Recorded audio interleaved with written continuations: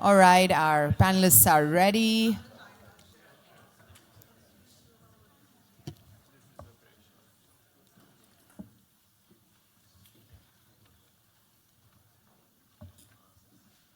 I'm going to hand it over to Tarun Jotwani, the chairperson of the Global Council for Dasra. Over to you, Tarun. Thank you. Thank you, Dallas. This is a bigger crew than I thought. I thought we'd sit around a little table and chat and have a round table, but here we are. So happy Diwali. Good problem to have, Tarun. Yeah, I told you it's a good problem to have. So happy Diwali to all. Hope you all had a good weekend. And welcome to what I think is a very important part of philanthropy, the family philanthropy. I'm here to to anchor the session, engage my fellow panelists, as well as engage all of you. So we hope to hear from all of you as well. There is plenty of expertise in this room as practicing philanthropists or as facilitators. So we desire to pick your mind, your views. The idea here in the session is to share lessons, cultivate questions, and what questions we might take forward. What are the questions we need to answer going forward? I do believe, like I said earlier, that this is an unattended part of philanthropy. And I hope we can have a deeper understanding of practice, what works and what doesn't work. So we do want to hear all the voices.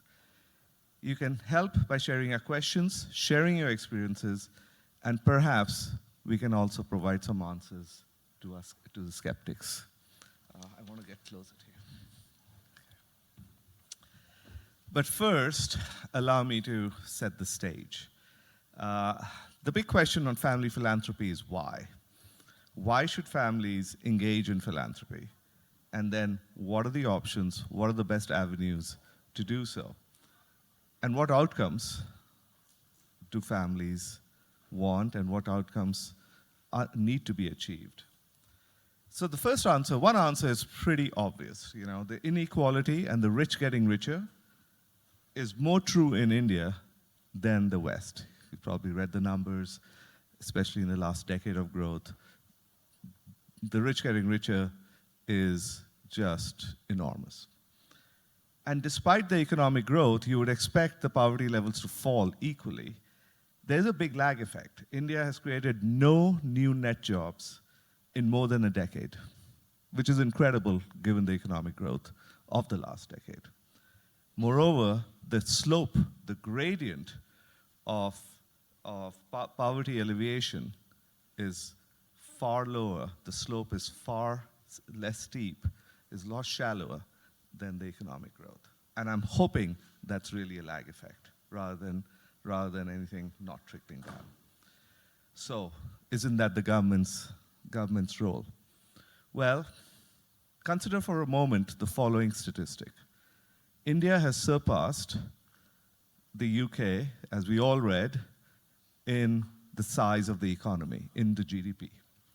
But yet its expenditure, that is the tax intake, which is a proxy to the tax intake, its national expenditure by the government is 2/3 the size of the UK. Obviously, the tax intake is a lot lower than the UK, with a higher deficit than the UK, so the tax is much, much lower. With, of course, a population that is 18 times the size of the UK. So family philanthropy has a huge role to play in India in filling gaps, and very importantly, in providing risky, innovative, and patient capital that has a potential to solve systemic issues. Those three things, taking risk, innovation, and long-term capital, is a hallmark of wealthy families to go forward with. And we see that with the family foundations that do exist today. The other reason is for families themselves. And I think this is a far greater reason. Why not, as rich industrialists or other rich families, why not invest in a just society for common good and for dignity? Just simply why not? Family philanthropy gives meaning to money, which otherwise may not be there. And it can be a forum in the family for breeding values and cohesion with which multiple generations can identify with. It is a win-win. So with that, it's my pleasure to introduce my two panelists, who are both accomplished philanthropists. I have a little bio on them, so maybe I'll read it on your behalf. Devika, on my extreme left, is a founding trustee of Savitri Trust. From its inception in 2001, the trust has primarily funded ambitious community health projects in the rural northeast of India. After a revelatory moment in 2018, Devika has guided the trust to shift its funding focus from community health to environmental health, supporting organizations, movements, and individuals who champion the protection and restoration of the natural world for the health and well-being of all people. Some key areas of interest are harmful chemicals and youth-led activism. She's a member of the Patriotic Millionaires UK and is an advocate for a fairer taxation system. And on my immediate left, Faiza Seth is the chair of PDS Power of One. This is a company, a CSR foundation linked to her company, which was started 11 years ago, focusing on education for the most underprivileged children and women in India, Sri Lanka, and Bangladesh through Soham for Kids. PDS Power of One focuses on 4 specific areas: education, healthcare, women, and children. PDS is also a patron of Great Ormond Street Hospital, King's College Hospital, and Northwest University Foundation. So, finally, with that, let's really get started. Perhaps we can start with Devika. Tell us a little bit about your family philanthropy journey and how and really also your shift to climate. Sure. And can you hear me? Everybody can hear me? Yeah. That word family is such a nice, cozy word, but when you think that 200 families own 50% of the wealth of this world, it's quite a scary word. Like, what are these families that have cropped up and are kind of holding all the wealth tight to their chests and tight in their hands? You can hear it from the description of family philanthropy. There's some serious psychological issues there because people with wealth do not want to let go. They don't want to lose the power dynamic that sets them apart from the rest of the world. And I just brought this because it's so important to note that it's not about hard work or being good. Wealth is built into our system. For every dollar of new economic growth since 2008, 93 cents ends up in the hands of the 1%, and only about 5 cents of that dollar ends up in the hands of the world's majority, 60% of humanity.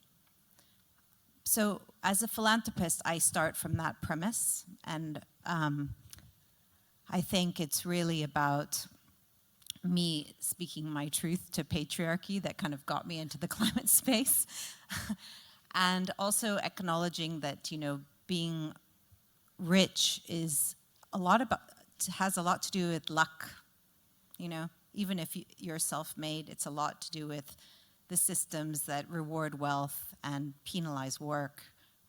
We live in a very, very unfair system known as capitalism. And I think we must acknowledge that as the elephant in the room when we're talking about giving away money. I mean, philanthropy itself exists because we live in an incredibly unjust society. It really shouldn't exist.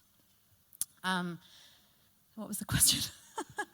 Well, it's really about climate change. Yeah. Why you got into climate change. Why did you change direction? Yes, thank you. And was it obstacles or was it really the existential issue? What you believe to be an existential issue? Yes, thank you. Is it related to community? Do you see communities under stress? Yeah. So I think islands of resistance, resistant communities on the kind of at the grassroots level are. I feel in many ways we've passed. It's been almost 10 years since the Paris Climate Agreement, and we have kind of passed the point where we think our governments are going to take serious action around climate change. And so my idea is to fund kind of communities of resistance who can adapt and regenerate themselves in the face of this kind of polycrisis that we're in. A lot of being, as a funder, we kind of come on our knees and we say, thank you for the work you're doing. How can we be in allyship with you? How can we support you? We have kind of gotten rid, it's an evolving process, emerging process, but we've gotten rid of a lot of reporting styles that we used to insist upon just because we were ignorant. We didn't understand the toll it took on our partners to give us these long reports. So we've done away with those. Everything we do now is relational and with fully in trust and partnership with our grantees. Our partners, I call them, because really who's doing the hard work? They are living the reality, and we merely have the privilege of funding them for all of us. The second thing we do is we take part in a lot of flow funding and community giving circles. We participatory grant making, where the power really goes to the community to decide where and how the money is used. Sometimes there are wisdom keepers in some of our projects, and they're given an amount, and they decide how to distribute it in their community, or like a council of them decides how it is distributed. And I think just little ways of cleaning up our giving, which were essential to kind of redressing the power dynamic between wealth holder and grantee. And Faiza, how about you? Your journey and the obstacles that you faced in your journey in philanthropy, and why? Okay. Why did you create a foundation? So I started Soham for Kids 11 years ago, and the reason I started it is I was always passionate about education and educational equality. And something that COVID, even recently, has taught us is the discrepancy between those who have and those who don't have. And COVID has made this gap between those who can succeed and have education, have a quality education, and those who don't, even wider. So Soham for Kids, I started in Hyderabad because that's where I was born. And I wanted to give back to where I came from. And the name Soham in Sanskrit means I am. And it's the natural kind of way we breathe and the sound we make when we breathe. So the name shows that we're all connected to each other. And if one part of society is hurting, we all hurt. And I wanted to start with a school for the most underprivileged children around the area where I was born, around Hyderabad, in a village called Malapur. And how did I choose the village? I went and I researched with Hope Foundation, and we went to 200 different places and saw which place didn't have a school and which had a need for a school, and we focused on a village called Malapur. And Soham for Kids uses a starfish method. We go and we provide a holistic way of helping. So not only education, but also nutrition, because you cannot have someone who doesn't have proper nutrition really learn and pay attention. And healthcare. So we have doctors coming, doing hearing tests, eye tests, making sure dentists coming, making sure that the kids are healthy. So it's a very holistic way of helping. And we believe in active teaching and active learning. So just because it's a charity school doesn't mean we need to just, try to help, try to squish everyone into one room and really do traditional rote kind of way of teaching and memorizing. We do very much of Western style way of teaching and engaging these kids. And the results show it. So my 10th graders who graduated and who took the board exam, 80% of them got 90% and higher on the 10th grade board, and the balance got 100%. And these are the poorest children.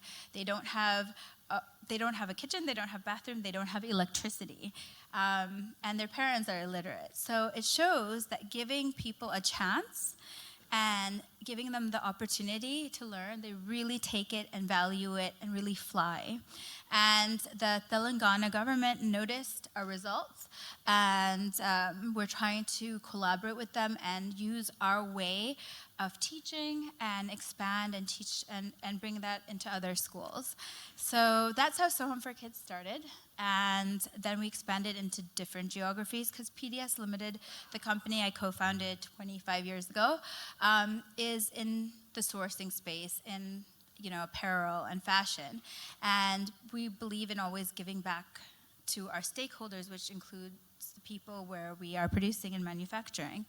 So that's how it all started, and we expanded into Bangladesh, Dhaka, because that's another place where we manufacture, and Sri Lanka as well. So the key challenge now for me is trying to find a sustainable model where So Home for Kids and So Home Foundation can fund itself without me having to fund it through PDS Ltd. And so, just to be clear, you decided to start your own Yes. NGO on the ground. Yes. And build a school, and from Yes. there create some scale. And how about you? Did you work with existing NGOs on the ground, or is it also your own NGO on the ground that you created? I'm just trying to understand your pathway. Sure. into it. Yeah, no, we're just a funder. We work with existing NGOs on the ground. Ours is a family trust. Yeah. I guess I'm next gen, Yeah. you'd say. Yeah. I think next gen comes with a lot of opportunities. Being next gen, I think we can see that traditional types of charity have not really worked or changed anything. Maybe they're like a Band-Aid, but I think that's also because you don't only give money in a relationship with a partner on the ground. You give all your resources. So you give your power, you give your voice, you give your money, and anything you can do to support and uplift that community. Yeah. Do we want to go to questions? Because I feel like I'm rambling on, and maybe people have. I just want to set the stage. Yeah. Then we'll Sure. questions.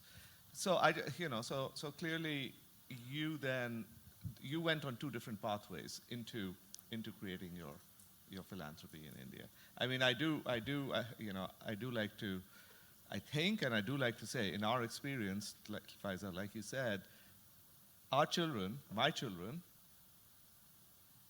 these children coming from slums, from these disadvantaged communities, once they get a door opened up, they're far smarter than our children. So you're absolutely right. And then before we go to the rest of the room, I'm interested in two questions. One is, family philanthropy is the number of Indian family philanthropists, or the family foundations in India and in the diaspora of Indians, is far less. It's a whole step. It's about half of what is standard in the Western world. So based on that, I'm interested in how do we get more people involved, and I think that's true of a lot of my friends. I sent emails to about 20 of them in London, all wealthy, well-to-do families. 2 are coming for drinks, and that's it, right? And so so what was the trigger, number one? Was it pure altruism? Do you need to have pure altruism? If that's so, then it's not enough. Is there some legacy? What was the thinking? What was the trigger in getting involved? And secondly, once you did so, what are the obstacles? What are the barriers? I mean, there are a lot of organizations out there, like ours, like Dasra, that will help you build your programs, and there are lots of other organizations as well. The Asian Trust, British Asian Trust too. So the question is, how did you personally, what are the triggers and what are the Good obstacles? question. I think the difference is I grew up in Chicago. And in the US, community service and giving back is part of your education from a very young age. So I think It's about educating our kids and getting them involved very early on and making sure that they understand that we're not living in silos, but we're all connected. And it's all of our responsibilities to help the others and uplift others. And I think that's what I was taught. And I've always worked in hospitals as a candy striper, helping. I've worked in nursing homes for the elderly since I was 12 years old. So I think it's something that's been taught to me, and that's really speaks to my heart. And the reason I started the school was actually I had a health scare, and it was quite serious. And that made me, at 27, I was 27 then, decide, I need to do something besides just work, besides just live. I need to contribute. I need to make an impact, and that's what made me start So Home for Kids. And that was my story. And Devika? I feel very uncomfortable with the levels of inequality we live in. Very unpleasant for everyone.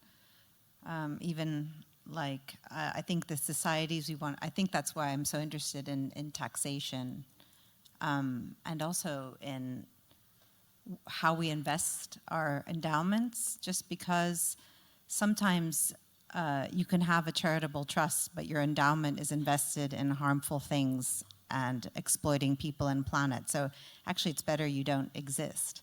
I think we need to ask ourselves really important questions as funders. So the panel that was up here before, the questions I'm sure they would love to ask their donors is like, what are you afraid of? Like, how are you turn up as an authentic donor and say, look, I'm really afraid of wasting money. I'm very afraid of being exploited. I'm very worried about losing control, about being taken for a ride, about doing something stupid. I mean, these are honest questions that need to be brought into the conversation. People are a bit afraid. And like, I agree, like if they could just trust someone like Dasra, who obviously knows what they're doing with their money, and a good portion, but there's a lot of rich people are very afraid, very terrified. And the more money they have, sometimes the more terrified they get. People are always asking, so they create a wall around them. Well, exactly. It's called barricading. There's lots of great literature around it. And if you find yourself very unfortunate to be in that situation, I mean, first of all, you should get a therapist. And second of all, allocate, 30% of your wealth to Dasra to give away. I mean, it makes your life meaningful.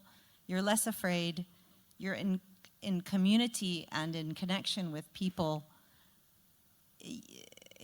You're not a genius. You're not specialized. That's why, organizations like Dasra are specialized. So you can just give without too much effort.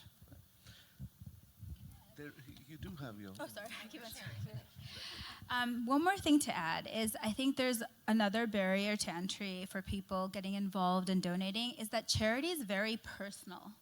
And so it's something that, some people might have been affected by education and passionate about that. Some people might have been affected by a family member who's dealing with cancer, so they might be involved in a certain charity that, is allocated or dedicated to that cause. So it's a very personal thing, and I think once people understand which charity they want to be involved in and understand the transparency of it and how far their pound or dollar goes, and that the admin costs are low and it's going to the people who are affected, I think then they're likely to donate and contribute.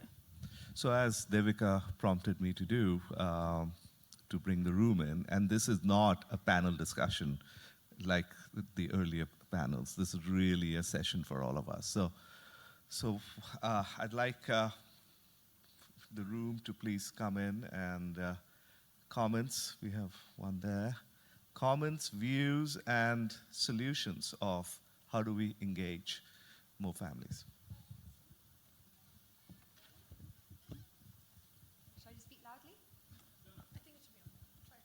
Is that better? Here we go.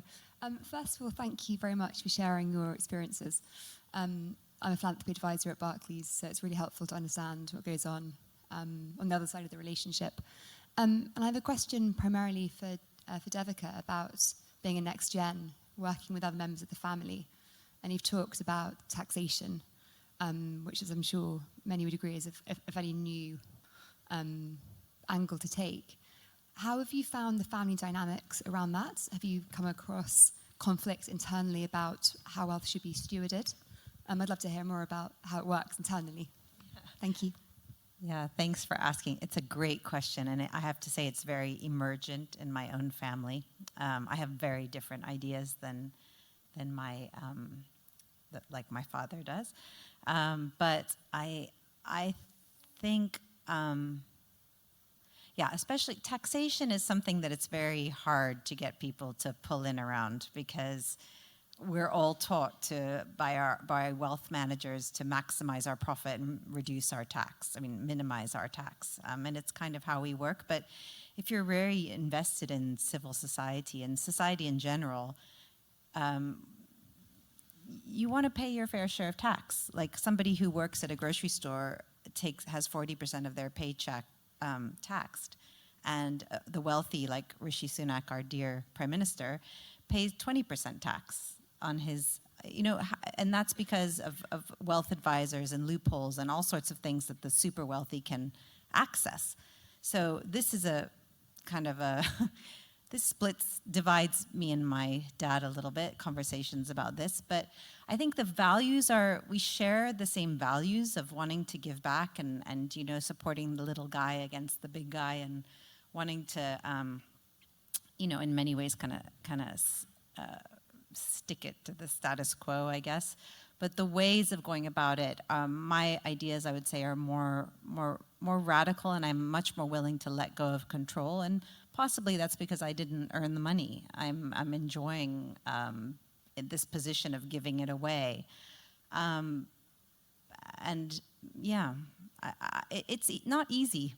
And also bringing along a board in very different kinds of funding it can be very tricky. But I think being a good philanthropist is an education, and you really have to get out there and educate yourself on, if your methodology is trust, the experience is radically different for both funder and grantee, or I call it partner.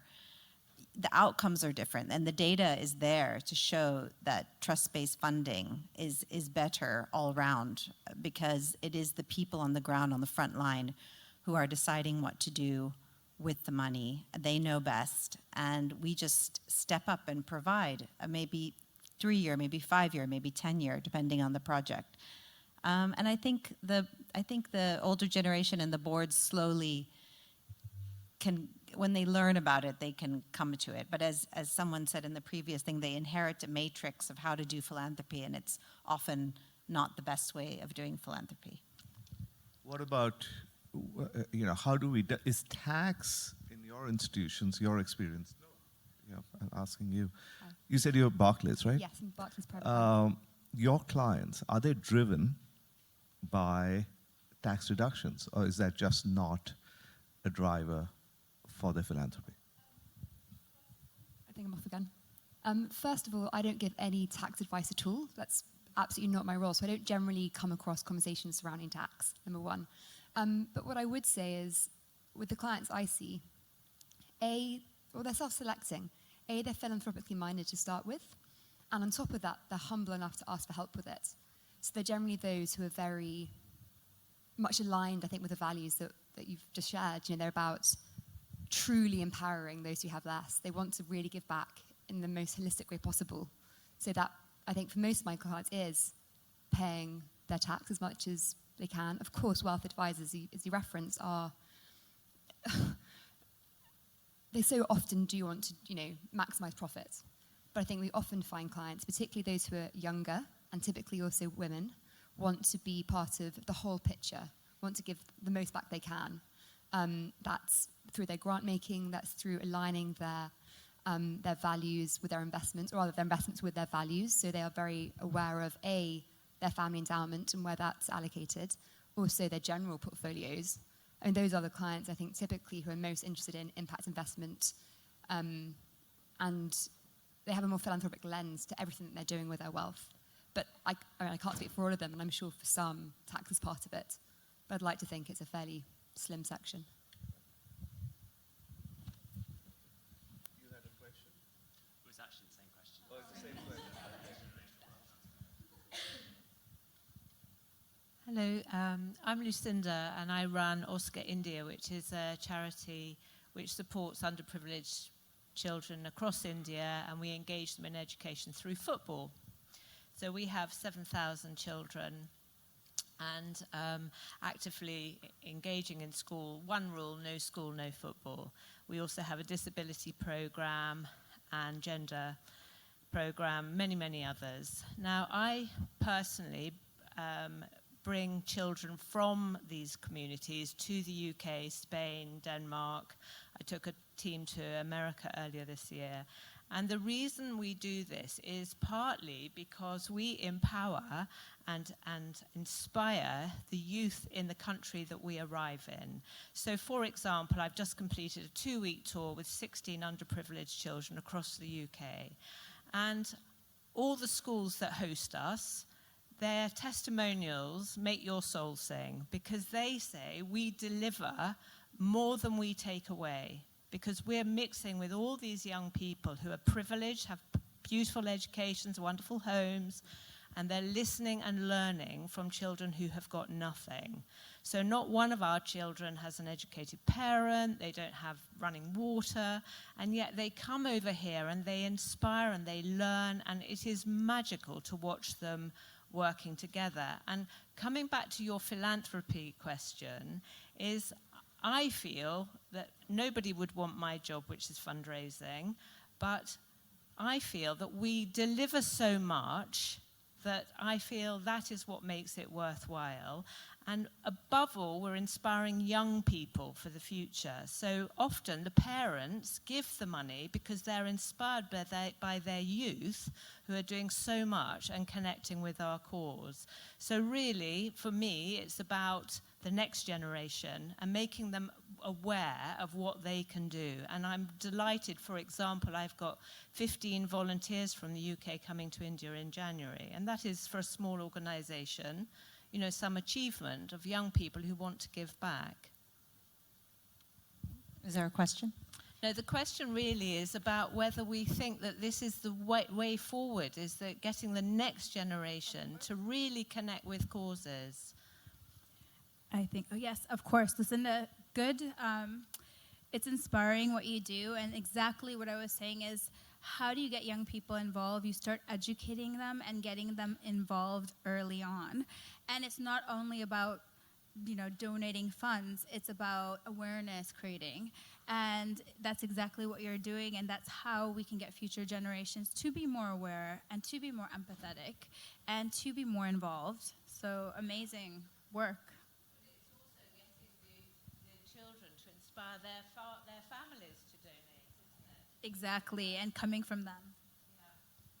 So, you know, I have seen over the last many years, it's the next gen that is really driving a revolution in creating family foundations and driving what their parents did not do. Now, a lot of the parents established foundations, but they wanted to build edifices. And it's with their names on it. And the children have taken it, and that is their idea of, you know, the old Indian word charity. And it's the next gen that has brought them to modern times and has repositioned these foundations, demanding more funding from within the family business, and then building extraordinarily innovative, ambitious plans on what to do. And it's really about the 30-somethings that are making this big change, you know, and it's true here, US, and in India, especially in India. You see a lot of the next gen and you know, the next gen is bringing them, and they're not only doing it themselves, they have the means to do it themselves, like you did, but they want to engage third-party organizations because they believe that they can do a much better job.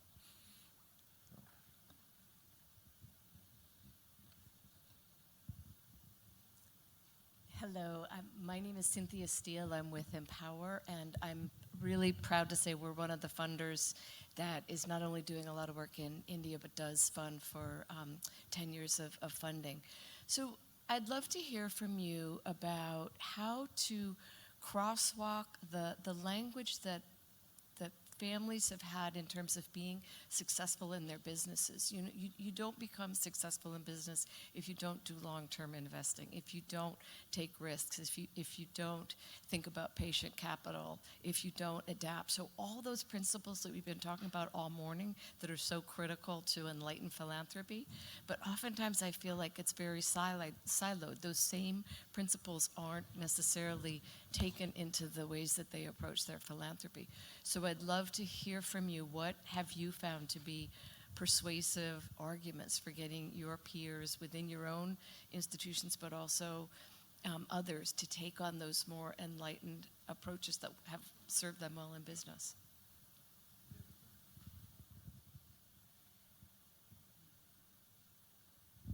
Yeah, I mean, philanthropy really should be considered risk capital completely, because I always say, like, even if the project fails or the activist takes the money and, like, doesn't do any activism, at least there's been some redistribution into deserving communities, and that in itself is not bad. Yeah, philanthropists can buy crazy stocks and, like, take gigantic risks in the market and then refuse to take any risks in philanthropy. It's like nuts. It's nuts. And they don't apply their business acumen to philanthropy unless it comes to accountability, which we now know kind of handcuffs philanthropy. It handcuffs your partners when you're demanding like a JP Morgan-esque accountability to their activities, because community building doesn't work like that. Yeah.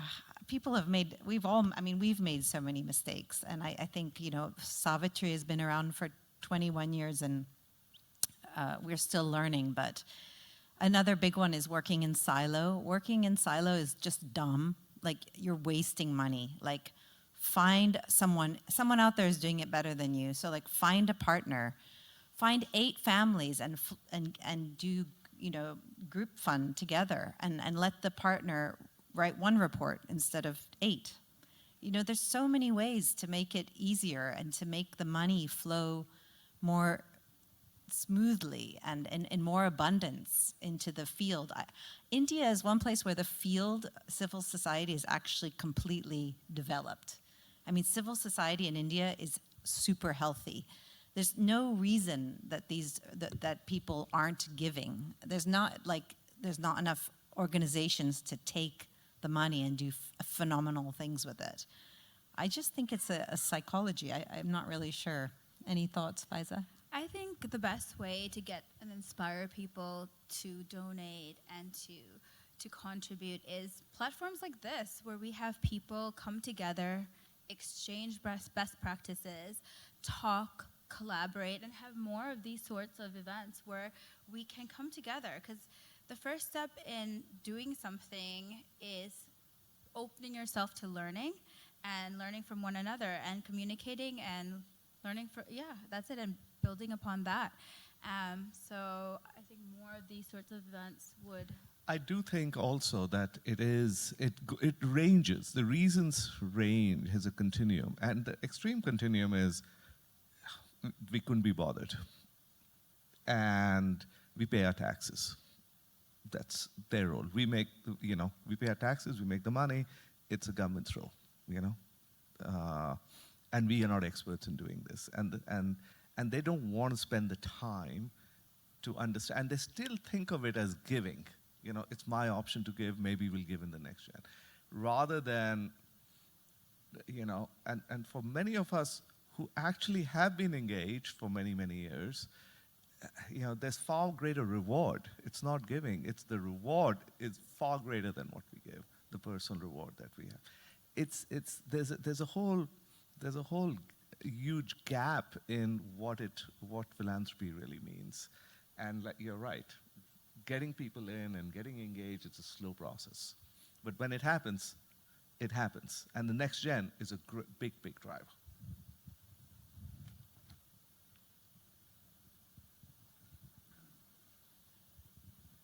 Hello, thank you for your insights, Caroline from Magic Bus. Really interested to hear your thoughts on accountability and trust. I worked with a philanthropist once who said, look, you can't solve all the problems in the world. You pick one, maybe two issues you want to be a part of finding the solution for, and you find your partner to do that with. It sounds like you've found your causes on a personal basis, you found the issues you want to solve. How do you choose those charities or organisations to partner with? You speak about trust. How do you find that and find those effective partners?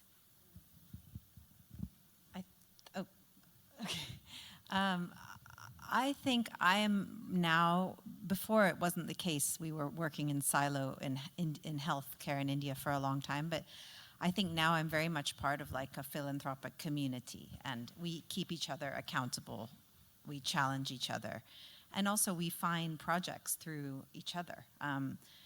This community is so important to me, I can't tell you.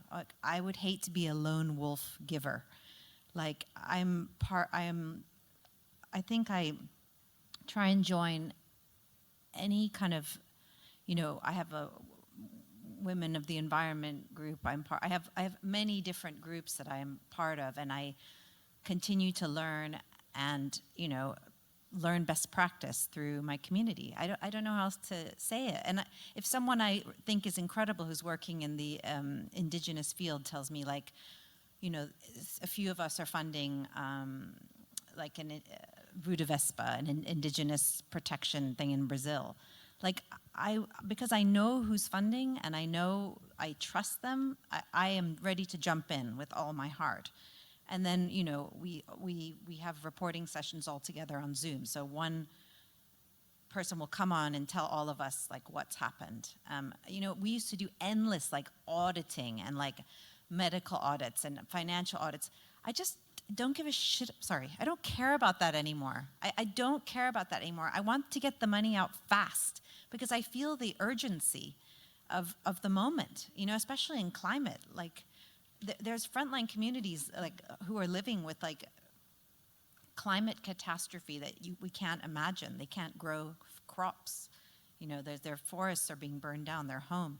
And when you empower those communities to kind of adapt and to regenerate themselves, you're doing it for yourself, for all of humanity. And so I feel like everyone who comes to us comes with like, it's like meant to be. Is that clear enough? Yeah. With me, I think again, the philanthropic community helped, and I got connected to Hope Foundation. And Hope Foundation has a background in setting up schools in Far East Asia.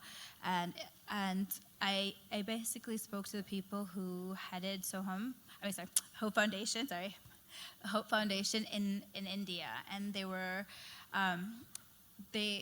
they were American, so I grew up in the US, connected with them.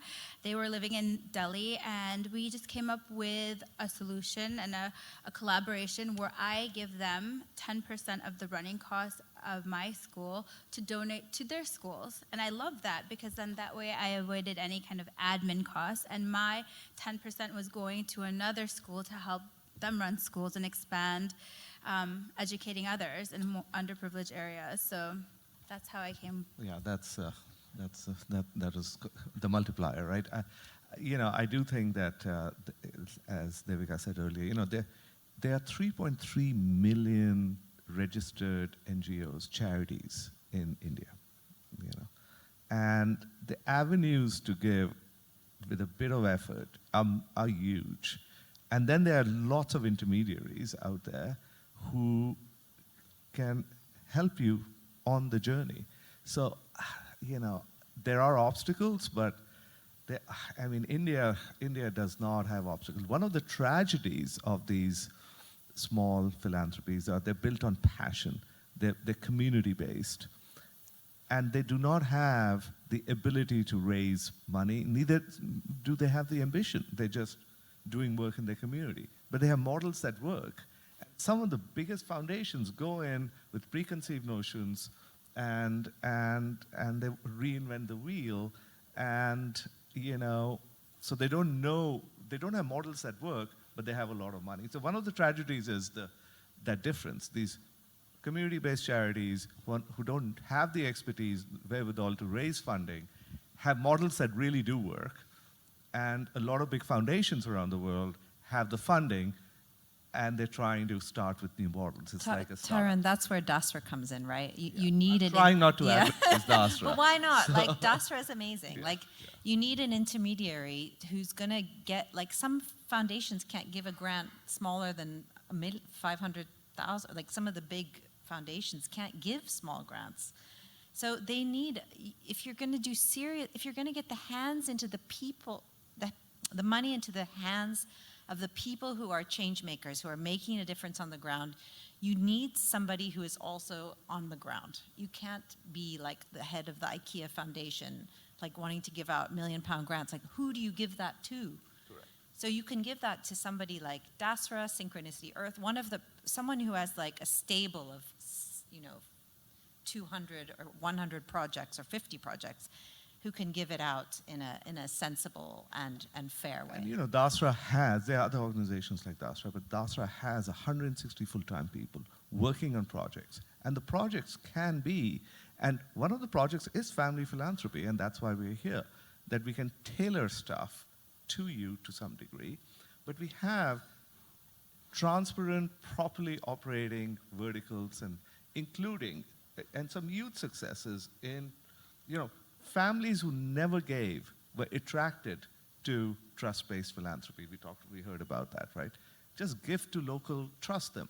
Give to 200 local community NGOs, It's been a huge success. Or, it's very specific, the Dasra adolescent girls, $30, $40 million later, it's been a huge success. It's one of the Dasra's legacy things. Magic Bus, Dasra works with Magic Bus. They work on the continuum and bring in, through collective action. Nothing that Dasra does is unilateral. You don't solve a problem through giving in education or health. I mean, those are historical vestiges of how you give. This is really about solving problems, and you need to get a dozen NGOs on the ground to work together to actually deliver real solutions and breakthroughs.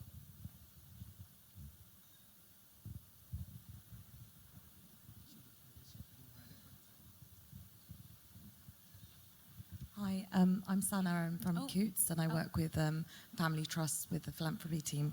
My question is around changing that dynamic between grantees and donors.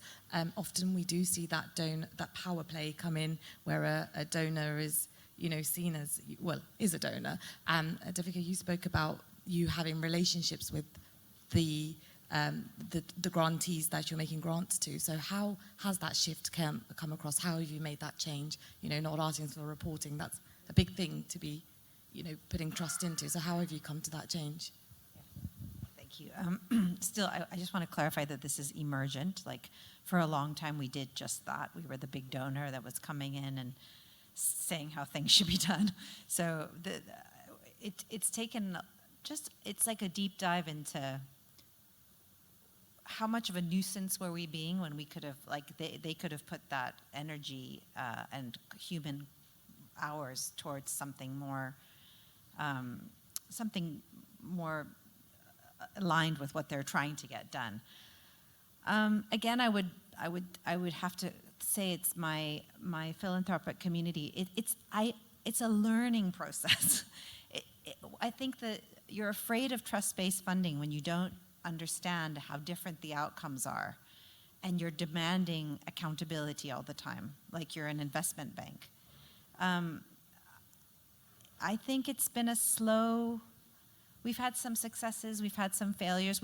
We're also very comfortable with failure. I think that's a huge thing. Like, we are very comfortable when 3 out of the 9 projects fail, because our funding is we have learned to make it so kind of critical to the moment of the organizations, like exactly what they need.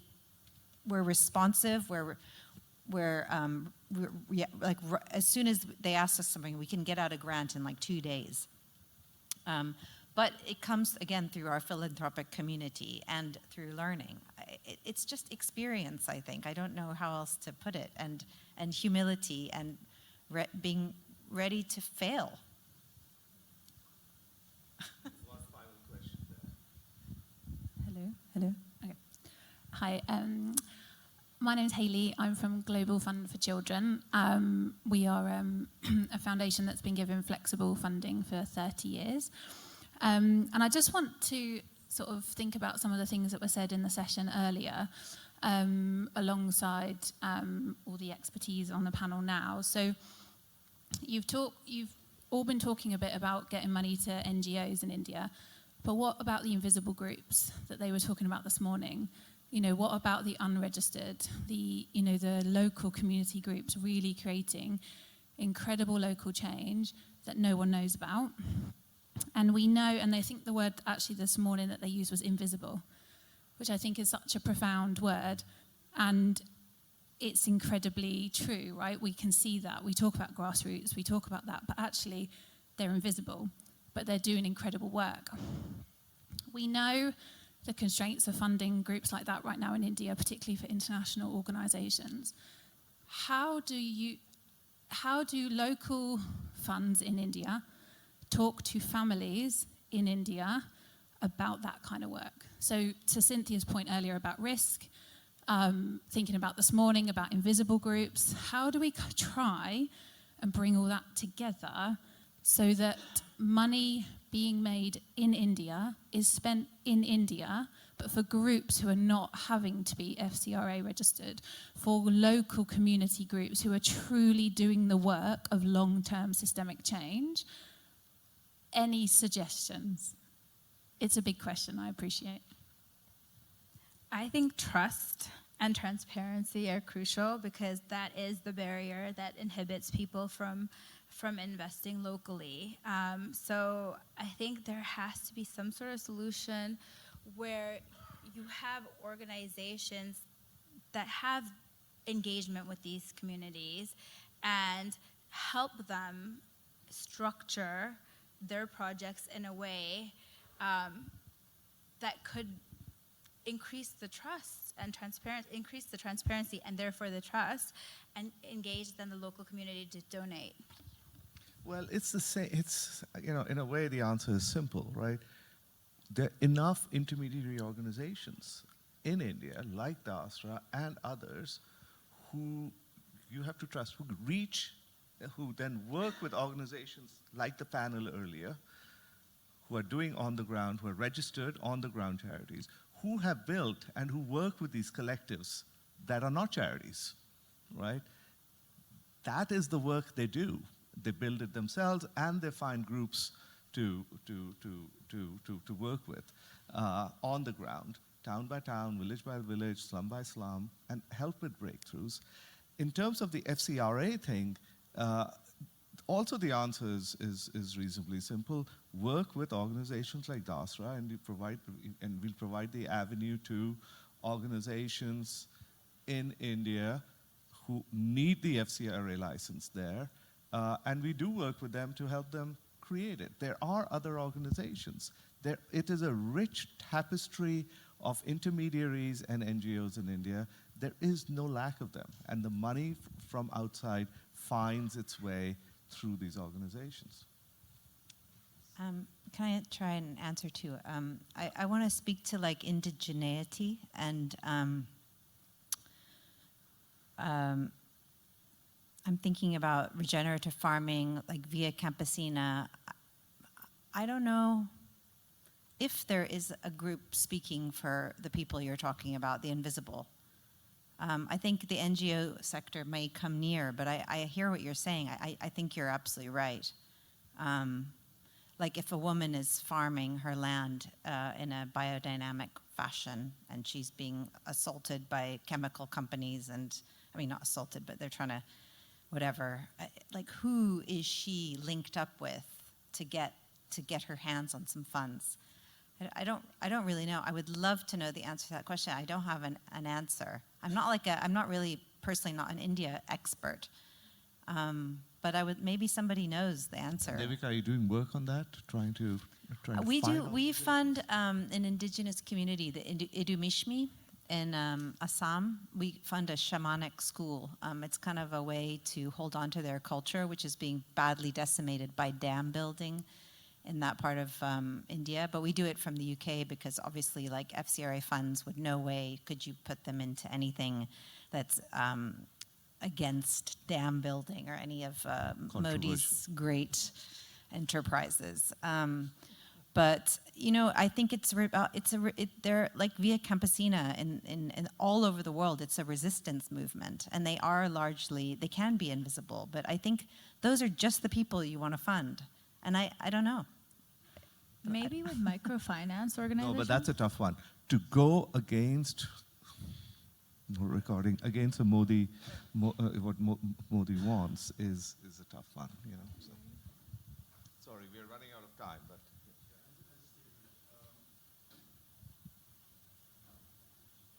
My name is Ritesh. I work for TAI, but generally I am passionate about local organizations in India. I've been doing a lot of work. And just to add to your point, there are so many organizations, and we've talked about localization earlier today. There are a lot of local organizations started by people from the ground who are doing fantastic work. Yes, intermediaries are important, but we also have to keep in mind that, with this FCR thing that we were talking about, it's the intermediaries which are being targeted. Save the Children, Oxfam, I can go on. That's one. The other aspect also to keep in mind is there is a lot of shift on funding of projects which are service delivery oriented, something which my friend Nandita talked about a little bit. So possibly, if you had to do, let's say, skill development sponsorship for 100 children, 100 youth, you would get the funding in a much easier way compared to, let's say, if you were doing some rights-based work. Greenpeace, for example, they were one of the first to be pushed out. But even if they were working today, I doubt if they had gotten any funding, to answer your question about environment. And yes, Dasra can be a great platform, but it's also important. I don't think it's possible for philanthropic organizations to say, you know what, I can only depend on intermediaries simply because you don't know how long they're going to last. You have to get into the field. There are people, a lot of people, my colleague here, Arun, who's done some great work in India. I have done a lot of work. And there are so many people like us in India, in the UK, in the US, who are there to support you whichever way you want. But you will have to get in. You have to understand the community and find ways to directly work. Thank you. I see Delna's giving me, asking me to stop. Signs are going around. So thank you very much. And thank you.